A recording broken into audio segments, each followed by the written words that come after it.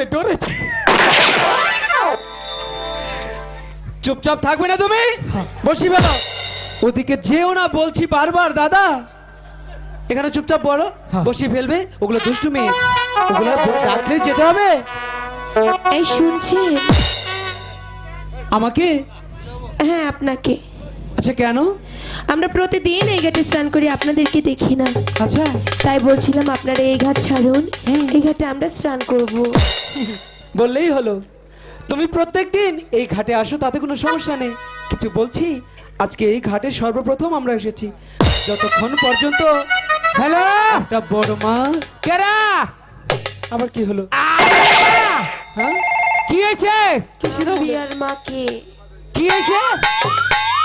মুতাই ধরছে। এক কাম করো, ওই যে ফ্রিজে মুতই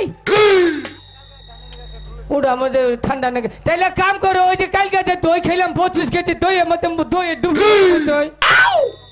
হ্যাঁ আরে ছালি তুই তাহলে 20 টাকা দেই মুতই, আমি সকালাইয়া ফালাই দেবনি। কিসের বিছানায় প্রস্তাব করবে? বাচ্চা ডরাই ফোন দিছে মুতবার যাবো। কেমন লাগে? তুমি আমাকে কথা বলতে দেবে না? চুপচাপ এখানে বসে থাকো। শোনো, যতক্ষণ পর্যন্ত একটি বড় মাছ না ধরতে পারবো ততক্ষণ আমরা এই ঘাট ছেড়ে যাচ্ছি না। মনে থাকবে? পিনিয়া নে রে মাওলা সব পিনিয়া নে। আরে সব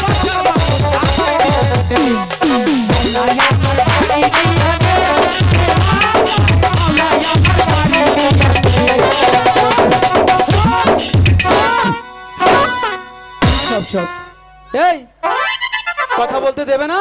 কষ্ট আমার তো কুলাই না।